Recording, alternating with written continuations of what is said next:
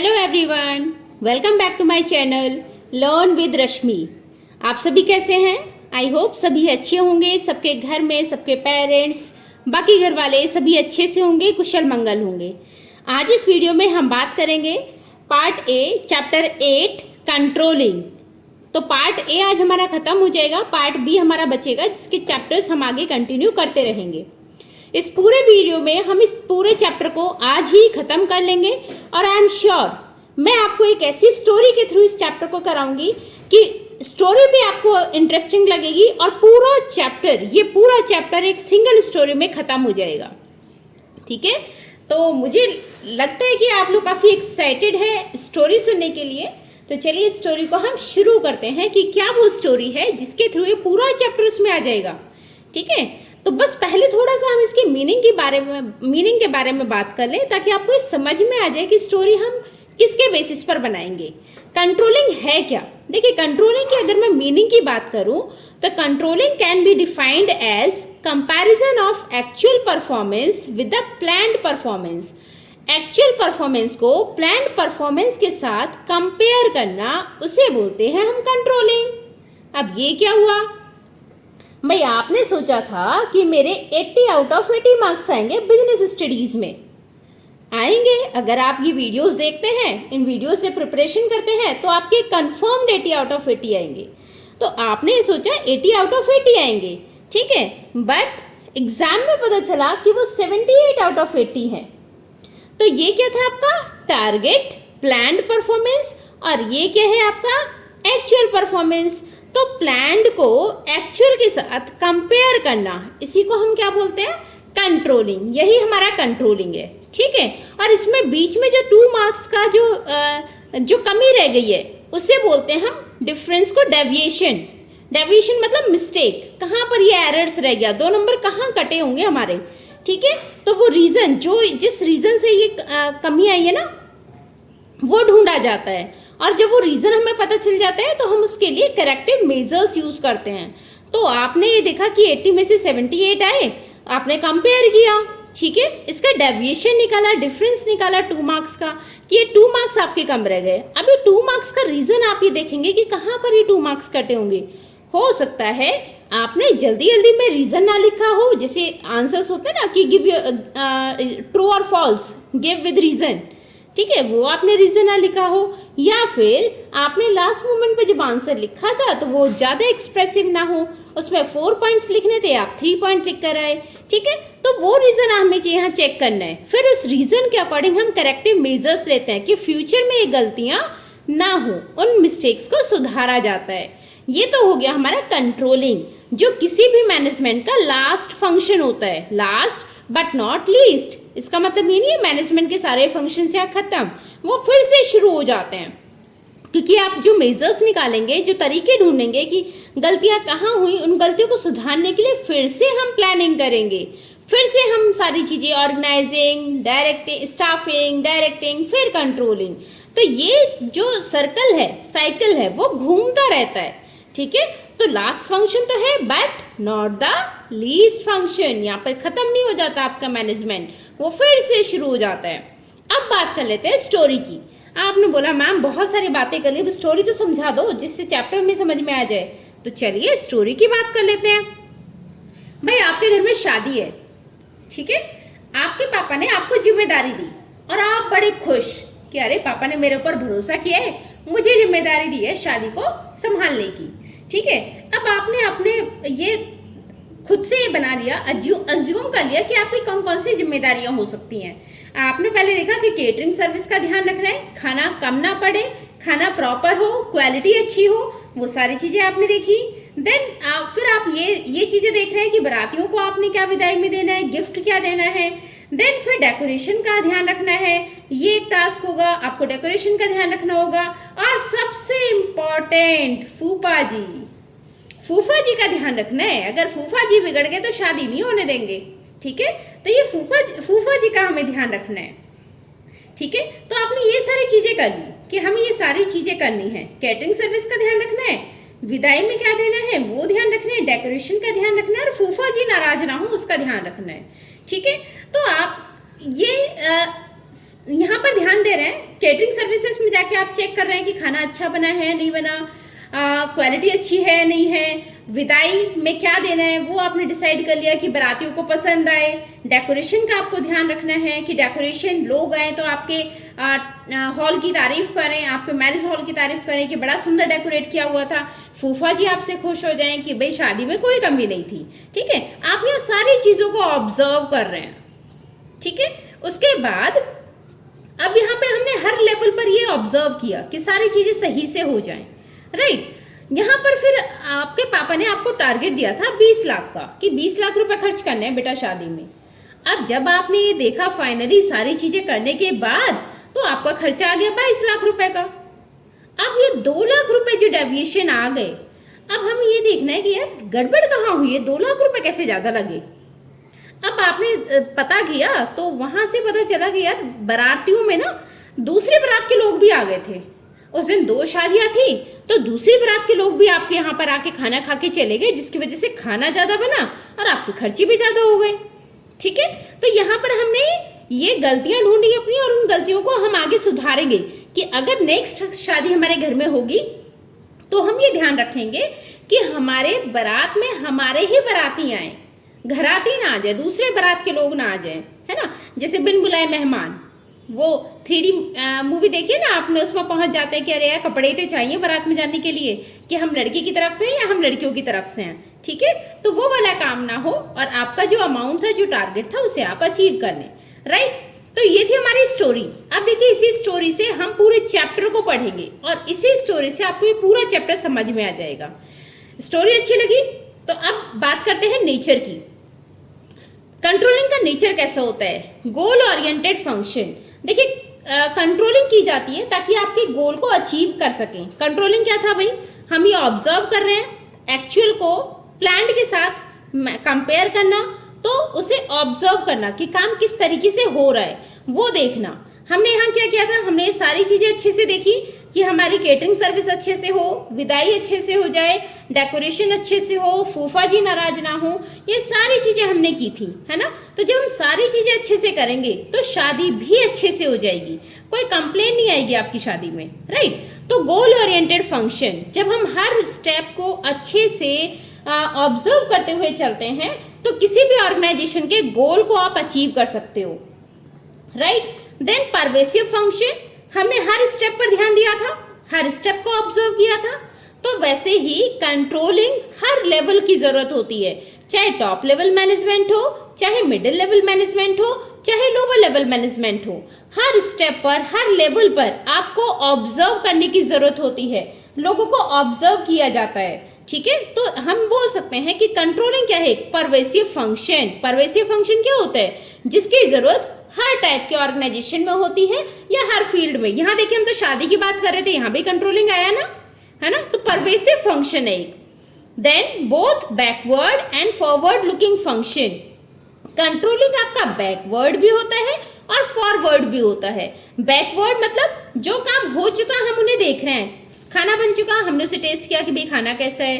ठीक है, विदाई गिफ्ट आ चुके हमने वो गिफ्ट चेक कर लिए कैसे हैं। डेकोरेशन हो रही है, हम उसको चेक कर रहे हैं कि डेकोरेशन कैसी है। फूफा जी का ध्यान रखा जा रहा है कि फूफा जी नाराज ना हो।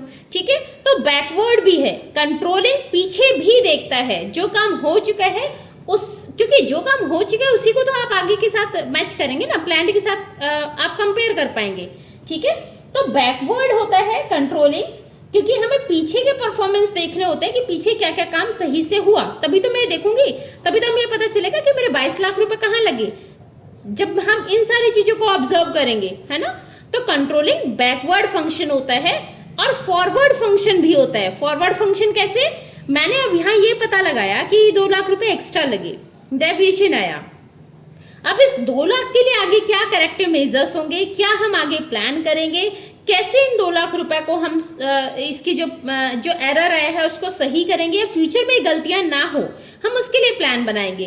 तो ये फॉरवर्ड लुकिंग भी होता है, आगे देखने के लिए भी होता है। कंट्रोलिंग आगे भी देखता है, पीछे तो देखता ही है। पीछे तो पोस्टमार्टम वो करेगा ही करेगा। पोस्टमार्टम मतलब सारी चीजों को देखना, हमने सारी चीजें ऑब्जर्व की, तो पोस्टमार्टम तो किया उसने, साथ साथ वो आगे फ्यूचर के लिए भी देखता है। ठीक है, फ्यूचर के लिए, ताकि इन गलतियों को दोबारा रिपीट ना कर सकें, राइट। तो ये बैकवर्ड और फॉरवर्ड दोनों फंक्शन दोनों होता है हमारा।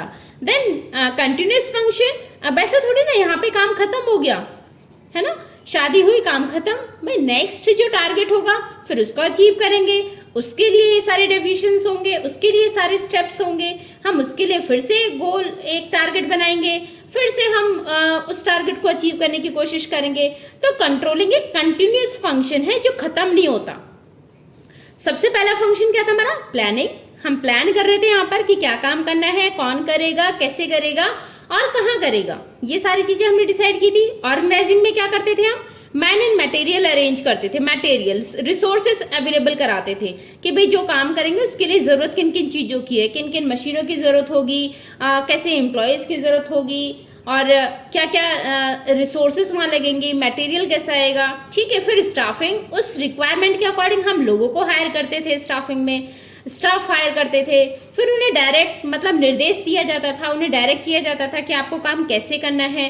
कंट्रोल, हम उन्हें ऑब्जर्व कर रहे थे। अब यहाँ जो गलतियाँ आई उनको सुधारने के लिए हमें नए सिरे से एक फिर से प्लानिंग करनी होगी ताकि फ्यूचर में वो गलतियाँ रिपीट ना हो। उनके लिए हमें करेक्टिव मेजर्स लेने हैं। तो फिर से ये साइकिल ऐसे ही चलता रहता है, रोटेट होता रहता है। तो ये कंटिन्यूस फंक्शन है, ठीक है। तो ये समझ में आया। नेक्स्ट बात कर लेते हैं इसकी इंपॉर्टेंस की। इंपॉर्टेंस हेल्प्स इन अचीविंग गोल।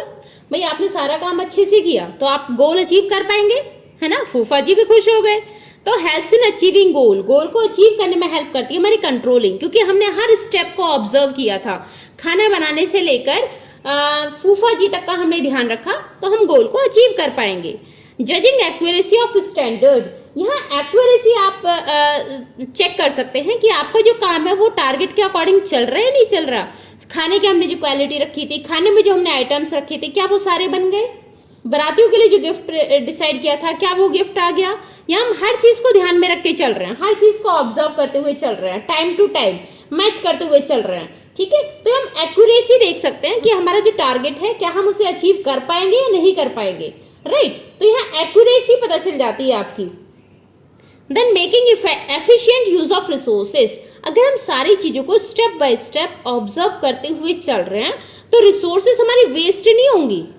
ऐसा नहीं होगा कि हलवाई ने सामान बेकार क्वालिटी का मंगवा लिया, अगर हमने ध्यान दिया है तो वो अच्छी क्वालिटी का सामान मंगवाएगा और अच्छा खाना बनाएगा, ठीक है। और ये भी नहीं है कि गिफ्ट में हमने सोचा था कि एक क्लॉक दे देते हैं और वो फोटो फ्रेम आ गई, क्योंकि आप ऑब्जर्व कर रहे हैं सारी चीज़ों को, तो वो गलतियां नहीं होती। और गलतियां नहीं होंगी तो रिसोर्सेज का यूज अच्छा होगा, है ना, रिसोर्सेज वेस्ट नहीं होंगी आपकी, राइट। देन नेक्स्ट है इम्प्रूविंग एम्प्लॉयज मोटिवेशन। अब क्योंकि हम हर चीज़ को ध्यान में देखते हुए चल रहे हैं, हलवाइयों पर हमारी नज़र है, सर्विस केटरिंग वाले सही सर्विस दे रहे हैं नहीं दे रहे हैं, और सामान अच्छे से आया है, डेकोरेशन अच्छी हुई है नहीं हुई है। तो जब हम सभी को अच्छे से ऑब्जर्व करेंगे ना तो लोग भी अच्छे से काम करेंगे, है ना। तो यहाँ पर एम्प्लॉयज़ भी मोटिवेट हो जाते हैं क्योंकि उन्हें पता है कि उनको ऑब्जर्व करने वाला कोई है, उनको देखने वाला कोई है, तो वो मोटिवेट होकर काम करते हैं। Next ensure order and discipline, सारा काम अच्छे से आप चेक करते हुए चलेंगे तो सारे काम प्रॉपर ऑर्डर में, सीक्वेंस में और डिसिप्लिन के साथ होंगे, कोई गड़बड़ नहीं होगी, राइट, अगर हम क्रॉस चेक करते हुए चलेंगे तो। Then facilitate coordination in action, सभी अपना अपना काम अच्छे से कर रहे हैं तो शादी यहाँ अच्छे से हो जाएगी ना, तो कोऑर्डिनेशन अच्छे से हो जाएगा। जो अदर डिपार्टमेंट्स का कोऑर्डिनेशन है ऑर्गेनाइजेशन में, वो कोऑर्डिनेशन अच्छे से चलेगा। सेल्स वाला परचेज के साथ कोऑर्डिनेट करके चलेगा, परचेज वाला प्रोडक्शन के साथ कोऑर्डिनेट करके चलेगा, प्रोडक्शन वाला फाइनेंस के साथ कोऑर्डिनेट करके चलेगा। तो ये कोऑर्डिनेशन अच्छे से होता है अगर आप सभी को ऑब्जर्व करते हुए चल रहे हैं, तो सभी को चेक करते हुए चल रहे हैं, तो सभी का ध्यान रख रहे हैं कि कौन काम कैसा कर रहा है, ठीक है। तो कोऑर्डिनेशन बना रहता है ऑर्गेनाइजेशन में। यहाँ तक समझ में आया। नेक्स्ट टॉपिक हमारा relationship between planning and controlling.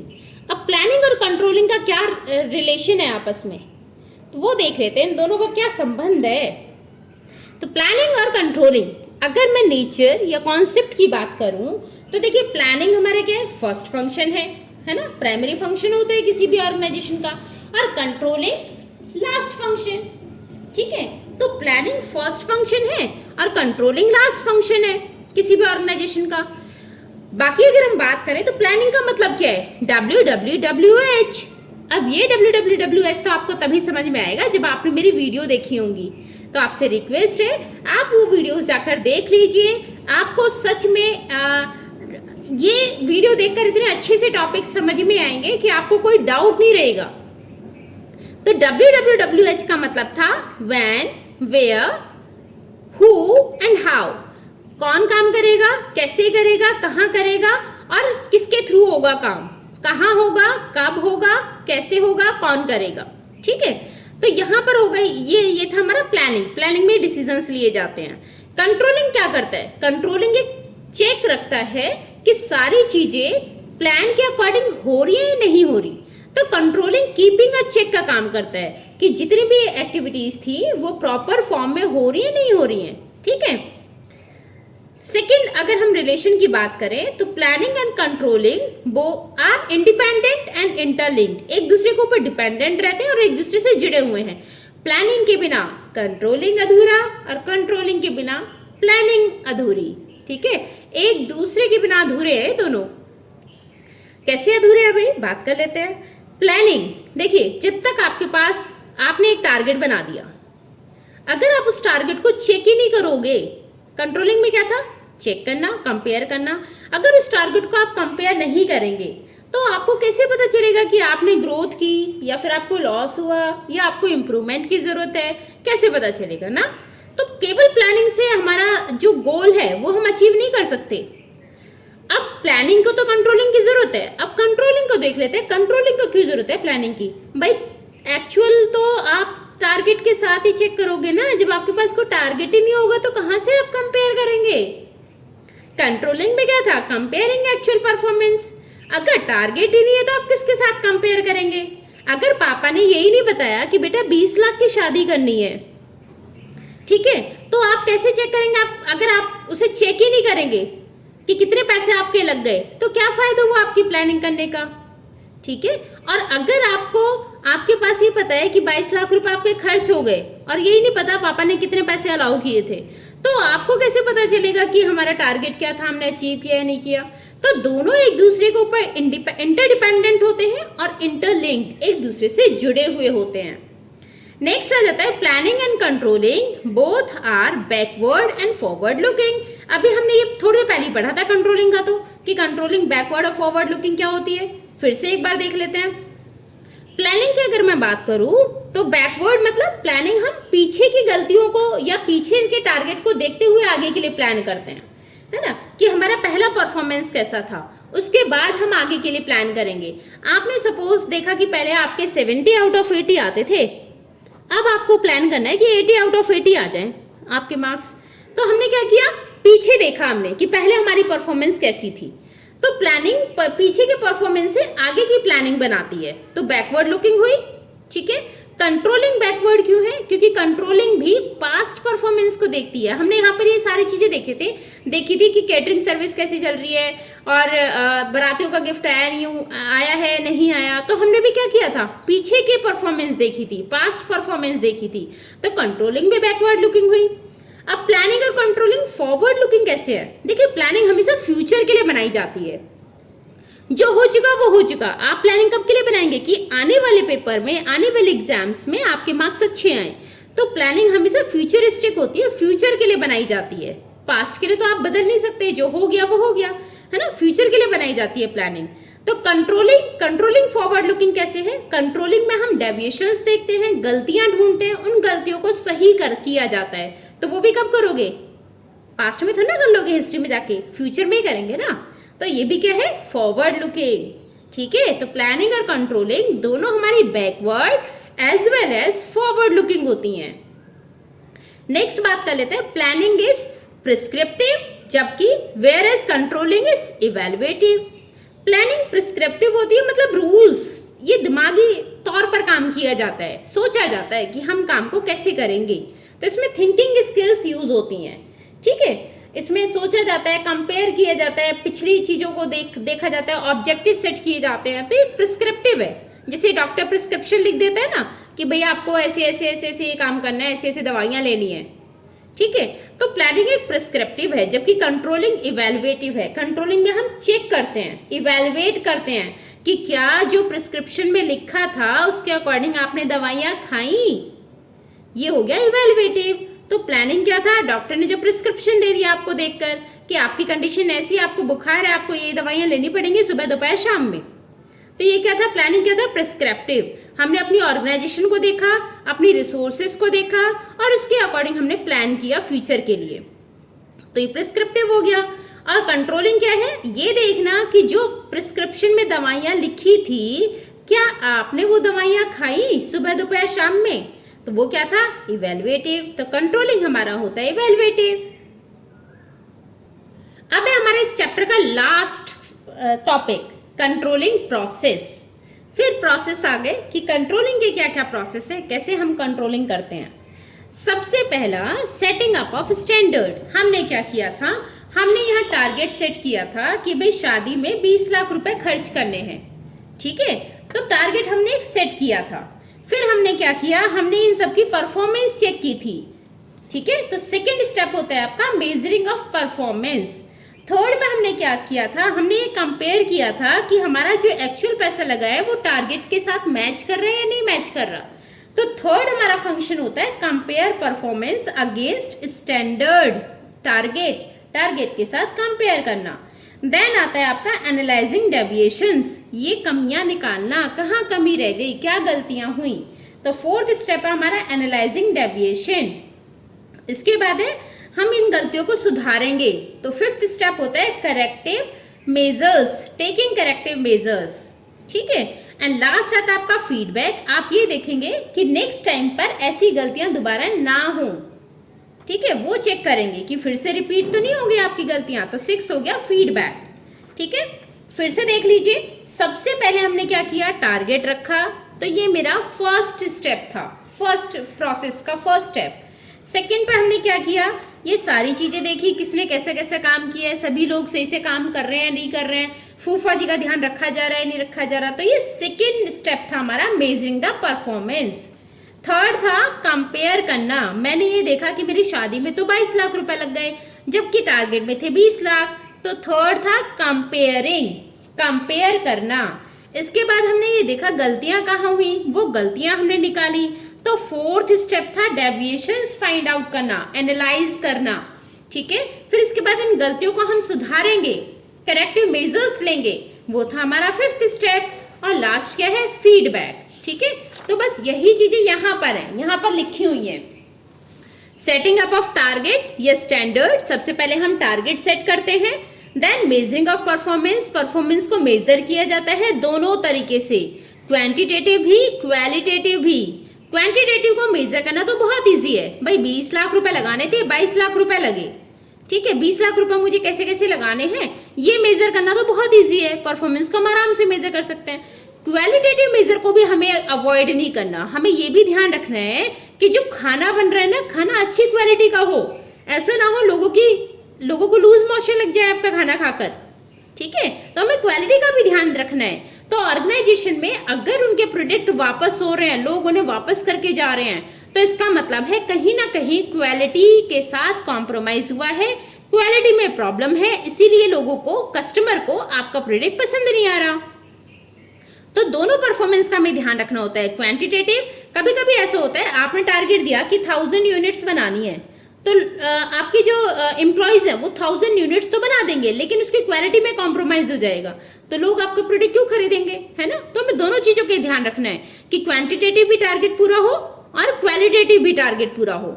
इसके बाद compare the performance against standard, हम कंपेयर कर रहे हैं अपनी परफॉर्मेंस को स्टैंडर्ड टारगेट के साथ। तो टारगेट के साथ हमने यहाँ कंपेयर किया कि 22 लाख रुपए लग गए जबकि मेरा टारगेट था 20 लाख रुपए का, तो यहाँ हम कंपेयर कर रहे हैं। फिर एनालाइजिंग डेविएशन, हमने एनालाइज किया कि कहाँ गड़बड़ हुई, कितने एरर्स आए, तो हमें पता चला कि 2 लाख रुपए ज़्यादा लगे हैं, तो हमने डेविएशंस को एनालाइज किया। टेकिंग करेक्टिव मेजर्स, उसके लिए ये 2 लाख रुपए जो ज़्यादा लगे हैं हमें ये देखना होगा कि रीज़न क्या था, उस रीजंस को हम आगे कैसे सुधार सकते हैं, तो टेकिंग करेक्टिव मेजर्स, फिर उससे रिलेटेड हम करेक्टिव मेजर्स लेते हैं। गलतियां अगर छोटी सी होती तो उसे अवॉइड किया जाता है। फॉर एग्जाम्पल हमने बात की थी कि भाई हमारा खाना ना ज़्यादा बनाना पड़ गया क्योंकि 2 बारातें आ गई एक साथ। अगर सपोज फॉर एग्जाम्पल 3 या 4 लोग एक्स्ट्रा आते हैं तो क्या आपका इतना एक्सपेंसेस ज़्यादा जाती? हो सकता था आपके 20 लाख की जगह 20 लाख और ये 500 रुपए लगते। ठीक है, तो 500 रुपए इन छोटी चीजों को तो हम अवॉइड कर सकते हैं। तो डेविएशन, अगर गलतियां छोटे लेवल की हैं, छोटे अमाउंट की हैं, तो उन्हें अवॉइड किया जा सकता है। लेकिन अगर वो गलतियां ज्यादा हो, मेजर डेविएशंस आए, तो फिर वो टॉप लेवल को इन्फॉर्म किया जाता है। अब यहाँ पर 2 लाख की अगर गड़बड़ हुई है तो 2 लाख रुपए आप कहाँ से डालेंगे? 500 रुपए तो आप एडजस्ट कर लेते, आप बता देते पापा पूरा काम अच्छे से हो गया, मैंने 20 लाख में किया है, तो 500 रुपए की गड़बड़ थी, आपके पापा भी खुश हो जाते, अरे चलो बहुत अच्छे से संभाला आपने। अब ये 2 लाख रुपए एक्स्ट्रा लगे हैं तो आपको पापा को बताना पड़ेगा कि पापा ये 2 लाख रुपए इसलिए लगे क्योंकि दूसरी बारात आ गई हमारे यहाँ। ठीक है, तो अगर डेविएशंस ज्यादा, मेजर डेविएशंस आते हैं, गलतियां बड़ी होती हैं, तो वो टॉप लेवल को बताया जाता है, टॉप लेवल को इन्फॉर्म किया जाता है। और अगर छोटी मोटी गलतियां होती हैं तो उन्हें अवॉइड किया जाता है, उन्हें टॉप लेवल को नहीं बताया जाता। ठीक है, नेक्स्ट आ गया टेकिंग करेक्टिव मेजर्स। हमने करेक्टिव मेजर्स लिए थे, हमें गलतियां पता चल गई, हम उन गलतियों को सुधारेंगे, उनके लिए मेजर्स लेंगे कि क्या हम उनमें सुधार कर सकते हैं। राइट, जैसे फॉर एग्जाम्पल अगर किसी कंपनी का प्रोडक्शन कम हुआ है तो उसके हम 2 रीजन मान के चलते हैं। एक रीजन मान लिया कि एम्प्लॉय की तबीयत ठीक नहीं थी, वो सामान नहीं बना पाया। दूसरा रीजन है कि मशीनें खराब थी। तो अगर एम्प्लॉय की तबीयत खराब थी तो वो तो आपका माइनर डेविएशन है, उसे अवॉइड कर सकते हैं। लेकिन अगर मशीनें खराब है तो ये आगे आने वाले टाइम पर भी आपका प्रोडक्शन कंप्लीट नहीं हो पाएगा। तो ऐसे डेविएशंस को स्ट्रिक्टली उसको सही करने की कोशिश की जाती है। ठीक है, एक्शन लिया जाता है उनके ऊपर, तो उन्हें सही करेंगे। नेक्स्ट आ गया फीडबैक। फीडबैक, अब ये देखना कि आपने जो काम किया था, जो आपने प्लान्स बनाए थे डेरिवेशन के लिए, गलतियों को सुधारने के लिए, क्या वो सही काम कर रहे हैं? क्या उससे आपको फायदा हुआ? क्या उन गलतियों को सुधारा गया? क्या स्टेप्स ऐसे ही लिए गए जैसे गाइड किया गया था, जैसे इंस्ट्रक्शंस दिए गए थे? ये हो गया आपका फीडबैक, फीडबैक लेना। ठीक है, तो ये था हमारा कंट्रोलिंग प्रोसेस। वैसे तो उस स्टोरी से आपको याद हो चुका होगा सारा कंट्रोलिंग प्रोसेस, फिर भी अगर कुछ बच्चों को कंट्रोलिंग प्रोसेस को लर्न करने में प्रॉब्लम आएगी तो यस, जिसका आप वेट कर रहे थे वो मैंने बनाई हुई है ट्रिक। यस, तो यहाँ पर मैंने ये ट्रिक बनाई हुई है कंट्रोलिंग प्रोसेस को लर्न करने के लिए। ठीक है, ट्रिक क्या है? आप यहाँ पर आप हैं और यहाँ पर आपकी गर्लफ्रेंड है। ठीक है, आप अपने माइंड में सोच रहे हैं यार अगर मैं इससे दोस्ती करूंगा ना तो ये कहीं ना मुझे कंट्रोल करना शुरू कर देगी। ठीक है, तो कंट्रोल से आपको याद रखना है कि हम कंट्रोलिंग प्रोसेस की बात कर रहे हैं। ठीक है, आप हैं, यहाँ पर आपकी गर्लफ्रेंड है, आप सोच रहे हैं अगर यार इससे ज़्यादा हम दोस्ती रखेंगे ना तो ये कहीं ना कहीं मुझे कंट्रोल करेगी।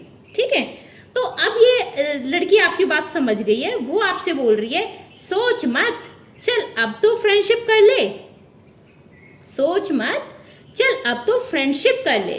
ठीक है, तो आपने उससे फ्रेंडशिप कर ली। अब इसमें यहीं पर आपकी ट्रिक है, एस, सोच मत में एस, एस से मतलब है setting up of standard, standard set करना।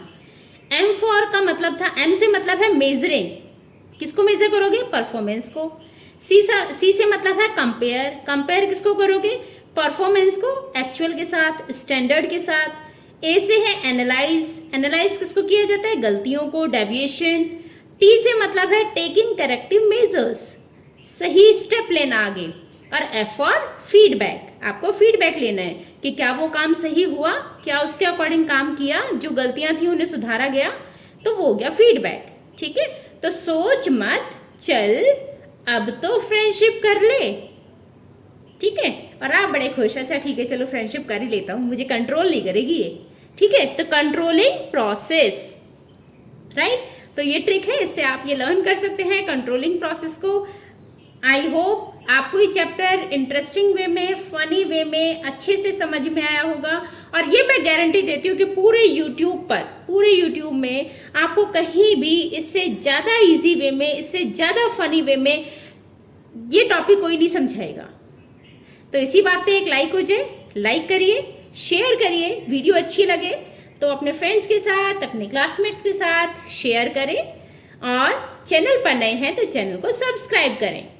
मिलेंगे नेक्स्ट वीडियो में नेक्स्ट टॉपिक के साथ। तब तक के लिए आप अपना ध्यान रखिए, अपने फ्रेंड्स का ध्यान रखिए और अपनी फैमिली का ध्यान रखिए। चलिए मिलेंगे नेक्स्ट वीडियो में। Till then bye.